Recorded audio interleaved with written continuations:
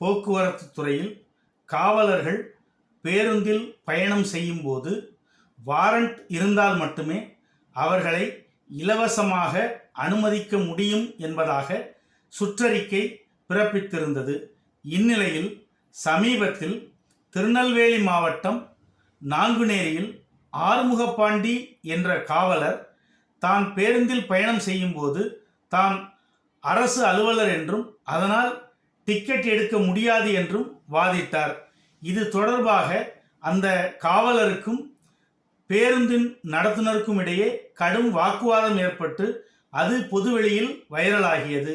இதனைத் தொடர்ந்து போக்குவரத்து துறையினர் காவலர்கள் பேருந்தில் பயணம் செய்யும் போது வாரண்ட் இருந்தால் மட்டுமே அவர்களை அனுமதிக்க முடியும் என்றும் மற்றபடி அவர்களுக்கு எந்தவித சலுகைகளும் வழங்கப்படவில்லை என்றும் போக்குவரத்து துறையினர் தெரிவித்துள்ளனர்.